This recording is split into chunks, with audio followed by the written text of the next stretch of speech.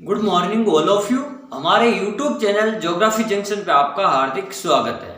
आज हम बात करेंगे मानव भूगोल की श्रृंखला को आगे बढ़ाते हुए मानव भूगोल में अपन पढ़ेंगे कि जो मानव अधिवास है वो किस प्रकार के हैं, या अपन कह सकते हैं मानव अधिकार, मानव अधिवास का अर्थ क्या होता है, या अपन मानव अधिवास से संबंधित एक दो परिभाषाओं की बात करेंगे कि कुछ वैज्ञानिकों ने, कुछ भूगोलवेताओं ने अलग अलग प्रकार से मानव अधिवासों की प्रक्रिया बताई, परिभाषा बताई।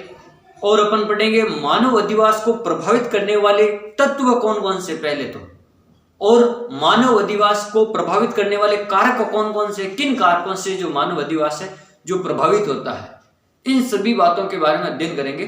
तो अपन सबसे पहले बात करते हैं मानव अधिवास। यह मानव अधिवास होता क्या, इसका क्या अर्थ होता है, यानी जहां पर मानव रहता हो। इस प्रकार के जो अधिवास होते हैं, चाहे कच्चे अधिवास हो, घास फूस से बने हो, चाहे पत्थरों से पक्के बने हो, मिट्टियों से, तो उस प्रकार के अधिवास को अपन क्या कहते हैं, मानव अधिवास। जैसे अपन बात करते हैं मानव अधिवास, मानव द्वारा निर्मित। मानव अधिवास क्या होता है, मानव द्वारा निर्मित तथा जो उसके रहने तथा कार्य करने या अन्य कार्य की आवश्यकता की पूर्ति के लिए बनाया गया जो अधिवास होता है उसी को अपन क्या कहते हैं, मानव अधिवास। यानी जहां पर मानव रहता हो, जहां उसके कार्य करता हो जिस प्रकार से, या अन्य कार्यों की आपूर्ति के लिए या अन्य कार्यों को करने के लिए जो जहां पर रहने के लिए जो बनाया गया वास होता है, जो स्थल होता है, उसी को अपन क्या कहते हैं, मानव अधिवास कहते हैं सामान्य भाषा में। पृथ्वी तल का वह भाग जहां पर मानव रहता है उसे अपन क्या कहते हैं, उसे अपन कहते हैं मानव अधिवास। उसे क्या कहते हैं, मानव अधिवास। यानी जहां पृथ्वी तल का वह भाग, यानी जो धरातल, जो स्थलीय भाग, जो महाद्वीपीय भाग, पृथ्वी तल का वह भाग जहां पर मानव रहता है उसी को अपन क्या कहते हैं, मानव अधिवास। दूसरी बात, फिर अपन कहते हैं मानव एक क्या है, सामाजिक प्राणी है। मानव क्या है, एक सामाजिक प्राणी है जो एक समाज से जुड़ा हुआ है। तो इस प्रकार अपन कहते हैं जो जीवन व्यापन करने के लिए तथा अपने विचारों का आदान प्रदान करने के लिए, यानी मानव एक सामाजिक प्राणी है जो अपना जीवन व्यापन करने के लिए या अपने विचारों का जो आदान प्रदान करने के लिए, अपने विचारों का आदान प्रदान करने के लिए वो जिस क्षेत्र में, जिस आवास में रहता है वही उसका क्या होता है, अधिवास केंद्र होता है या अधिवास होता है। जैसे अपन बात करते हैं इन अधिवासों में गृह या मकान प्रारंभिक इकाई होते हैं। यानी जो अधिवास है मुख्य रूप से मानव द्वारा बनाए गए, चाहे छोटे घर हो चाहे मकान बड़े हो, वो उनकी क्या होती है, एक प्रारंभिक इकाई होती है। चाहे वो घास फूस से बने हो, चाहे पक्के ईंटों या मिट्टी के या पत्थर से बने हो। जैसे यहाँ लिखा हुआ, चाहे ये घास फूस से बने हो, मिट्टी या पत्थर के बने हो, वही क्या होती है, जो बने होते हैं अधिवास, वही उनकी प्रारंभिक इकाई होती है अधिवासों की। फिर अपन बात करते हैं अधिवासों में संपर्क स्थापित करने के लिए, यानी जैसे 3-4 अधिवास है वहां पास में, या अपन कह सकते थोड़े दूर दूर है, तो वहां अधिवासों में जो संपर्क स्थापित करने के लिए, यानी एक अधिवास से दूसरे अधिवास तक जाने के लिए जो रास्ता होता है, दुर्गम रास्ता या अपन कहते हैं रास्ता, जिसको अपन पगडंडिया या गलियां या सड़कों के माध्यम से वो क्या वहां जुड़ा हुआ रहता है। अधिवास क्या होते हैं, आपस में जुड़े हुए होते हैं। फिर अपन बात करते हैं मानव आवास की एक किस्म, मानव आवास की एक ऐसी किस्म जिसमें एक से अधिक मकान, जैसे 4-5 समूह में मकान मिल गए या 10-15 समूह में जो मकान मिल गए, वो एक अलग प्रकार की जो मानव की जो किस्म होती है अधिवास की, उसे ही अपन क्या कहते हैं, मानव अधिवास कहते हैं। उसे ही क्या कहते हैं, मानव अधिवास कहते हैं। और ये जो आवास की जो किस्म है, मुख्य रूप से अपन मानवीय आवास को 2 प्रकार से पढ़ते हैं। एक ग्रामीण अधिवास होता है, यानी गांव में रहने वाले लोगों के जो मकान होते हैं उनको, और एक नगरीय अधिवास, यानी जो नगरों में रहने वाले लोगों के अधिवास होते हैं। अपन 2 प्रकार से पढ़ेंगे, ग्रामीण अधिवास और नगरीय अधिवास। फिर अपन अगले वाले पार्ट में इसको नगरीय अधिवास को अलग पढ़ेंगे और ग्रामीण अधिवास को अलग पढ़ेंगे, और उनके किस प्रकार के आकार होते हैं, जो घरों के आकार होते हैं, या उनको जनसंख्या के आधार पर बांटा गया है या नगरों के आकार पर या कार्यों के आकार पर, तो अपन आगे बढ़ेंगे। तो अपन अभी पढ़ रहे हैं कि एक नगरीय ग्रामीण अधिवास होता है और एक नगरीय अधिवास होता है। 2 किस्म के अधिवास होते हैं। कोई भी स्थायी रूप से अधिकृत मानव अधिवास या स्थल अधिवास कहलाता है।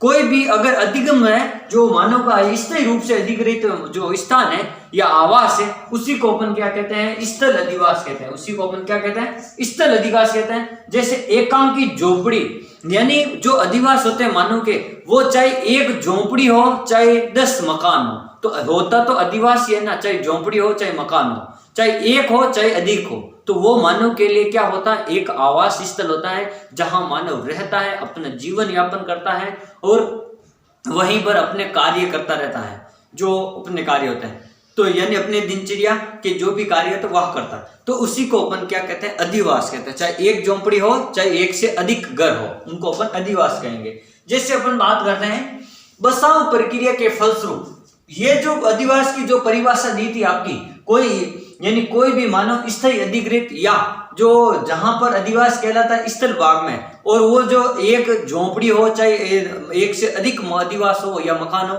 ये परिभाषा दी थी स्मिथ ने। स्मिथ ने कहा चाहे मानव जहां पर भी रहता हो, चाहे एक मकान हो चाहे 10 मकान हो, चाहे एक झोंपड़ी हो चाहे 10 झोंपड़ी हो, जो भी जो अधिवास है रहने का, उसको अपन क्या कहते हैं, अधिवास, मानव अधिवास कहते हैं। ये परिभाषा स्मिथ ने दी थी। अब अपन अगली परिभाषा की बात करते हैं, बसाव प्रक्रिया के फलस्वरूप मानव द्वारा, बसाव प्रक्रिया के फलस्वरूप मानव द्वारा सुविधाओं से, मानव द्वारा निर्मित सुविधाओं से है, यानी जो मानव अपनी सुविधाओं के अनुसार जो बसाव की प्रक्रिया को पूर्ण करता है, जिसमें मानव आश्रय प्रदान करता है, जिसमें मानव अपना जीवन व्यतीत करता है, जिसमें मानव रहता है, या प्रदान करने वाले संस्थापन या मार्ग सम्मिलित होते हैं, यानी उनमें आने जाने के जो मार्ग भी सम्मिलित होते हैं, उस प्रकार के अपन अधिवासों को क्या कहते हैं, मानव अधिवास कहते हैं। ये कहने वाले भूगोलवेत्ता थे ब्रोएक और वेब।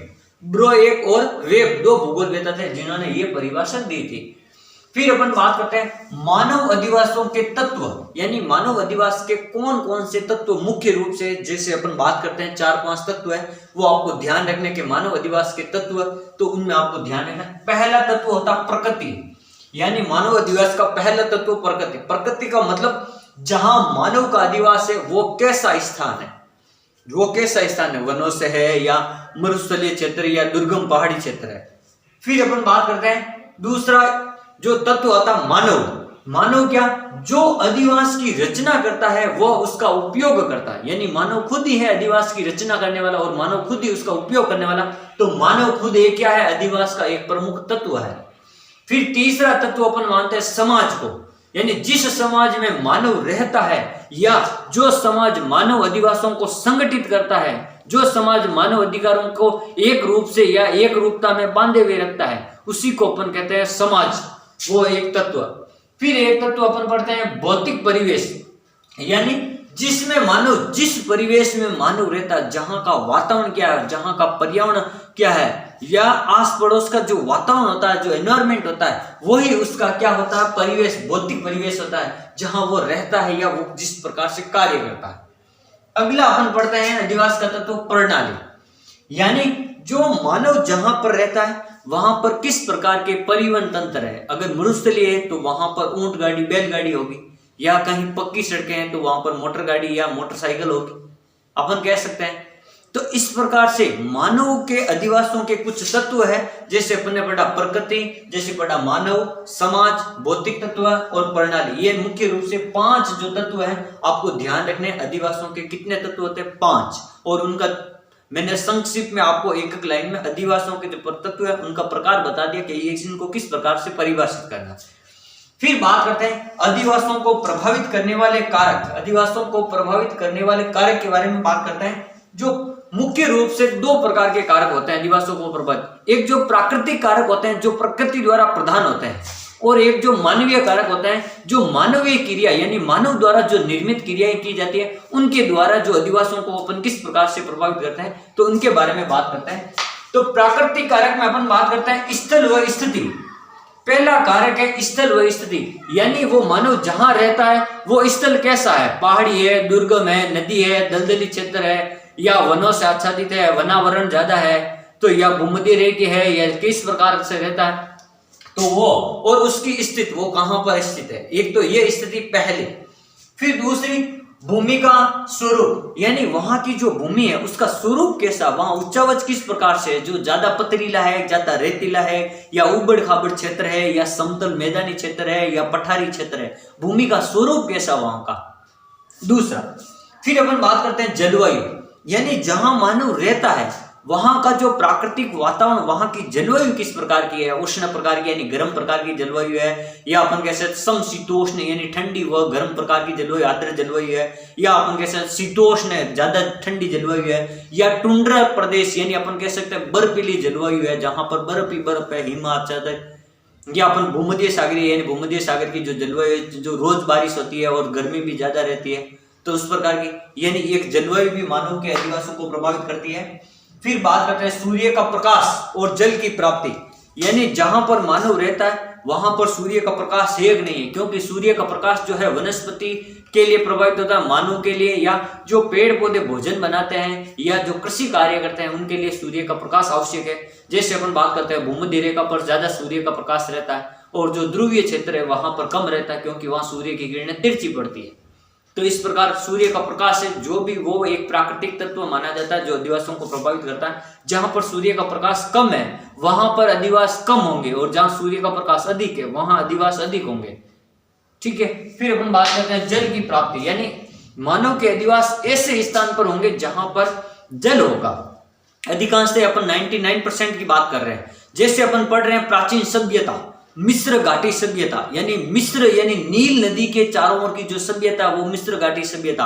अपन पढ़ते हैं सिंधु सभ्यता, यानी सिंधु नदी के चारों ओर की सभ्यता। जहां पर पानी होगा वहां पर मानव अधिवास अधिक रहेंगे, क्योंकि वहां से पानी, कृषि और पानी पीने के लिए, पेयजल के लिए, सिंचाई के लिए, विद्युत आपूर्ति के लिए, सबके लिए पानी ही पानी है। जल ही कल है, जल ही जीवन है। इसलिए जितनी भी सभ्यता है वो सभी नदी घाटियों के किनारों पे बसी हुई, इसका एक अच्छा उदाहरण है। फिर अपन बात करते हैं मिट्टी की उर्वरकता, यानी मानव जिस प्रकार के वनस्पति, जिस प्रकार के वातावरण में रहता है वहां की मिट्टी की उर्वरकता कितनी है, वहां पर मिट्टी उपजाऊ है या अनुपजाऊ है। जैसे रेगिस्तान में रहता है तो वहां की अनुपजाऊ प्रकार की मिट्टी है, कम उपजाऊ मिट्टी है, रेतीली मिट्टी है। और जहां जैसे अपन थोड़ा बात करते हैं कोई ज्वालामुखी निर्मित लावा क्षेत्र है वहां पर रहता है तो वहां पर काली मिट्टी है, यानी अधिक उपजाऊ मिट्टी है, तो वह भी मानव को, अधिवासियों को प्रभावित करता है। जहां रेतीली और ब्लू या अनुपजाऊ मिट्टी है वहां पर अधिवास कम होंगे, और जहां पर उपजाऊ मिट्टी है वहां पर अधिवास अधिक होंगे, ये प्रभावित करता है। फिर वनस्पति या जीव जंतु, जैसे अपन बात करते हैं वहां की वनस्पति कैसी है। जैसे अपन बात करते हैं जहां अधिक पेड़ पौधे हो, तो जैसे जंगलों में अधिक पेड़ पौधे तो वहां आदिवासी प्रकार की जनजातियां रहती हैं और अधिक रहती हैं, क्योंकि उनको खाने पीने के लिए फल फूल ये आदि साधन या वनों से लाभ होते हैं वो उनको प्राप्त होते हैं। और जहां पर वन कम है, वनस्पति कम है, वहां कुछ नहीं होगा, वहां पर जैव विविधता भी कम होगी, जीव जंतु भी कम होंगे, पेड़ पौधे या मानव अधिवास भी कम होंगे। फिर अपन बात करते हैं, एक अपन ने लिखा जीव जंतु, यानी जीव जंतु भी जहां वनस्पति है वहीं जीव जंतु रहेंगे।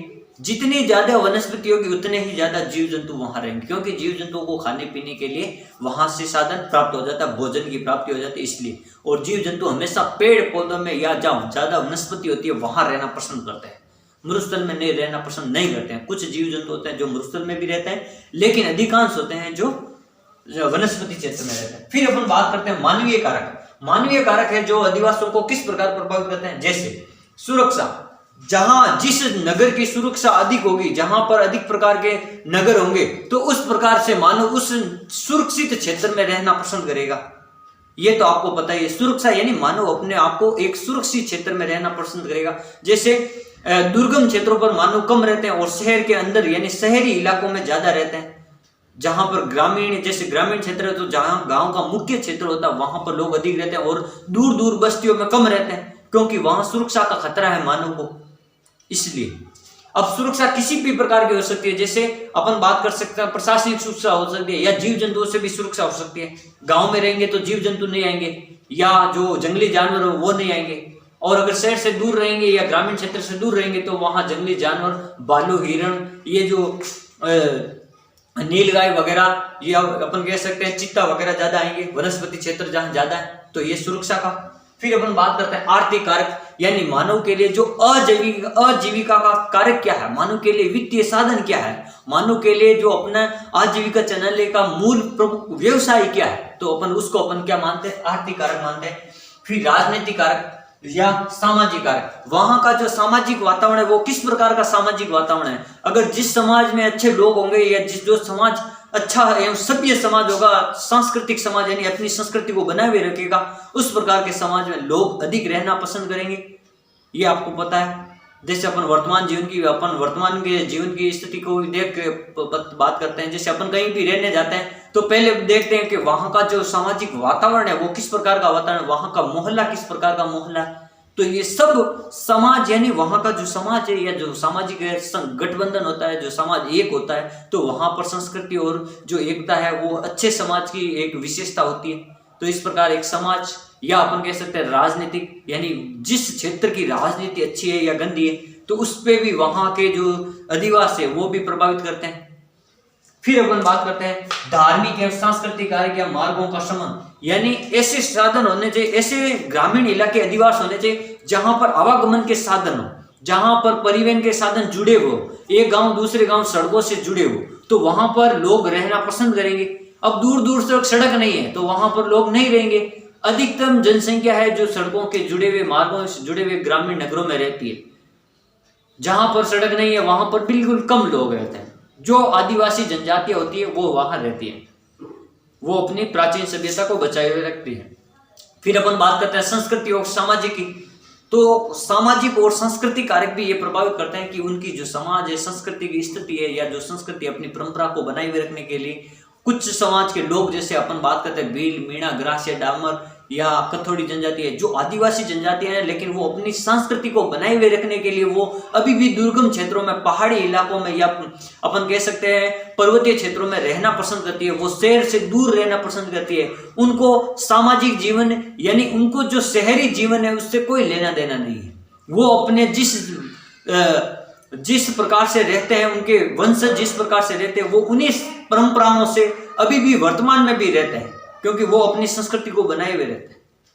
तो इस प्रकार से जो सामाजिक अपन कह सकते हैं, जो प्राकृतिक और जो मानवीय कारक है, वो आदिवासियों को अधिक से अधिक प्रभावित करता है। तो इस प्रकार आज हमने पढ़ा कि अधिवास क्या होता है, अधिवास की कुछ 2-4 परिभाषाएं पढ़ी और अधिवास के प्रमुख तत्वों का अध्ययन किया, और अपन ने पढ़ा कि अधिवास को प्रभावित करने वाले कारक कौन कौन से। अगले लेक्चर में अपन पढ़ेंगे ग्रामीण अधिवास के प्रकार और नगरीय अधिवास के प्रकार। Thank you.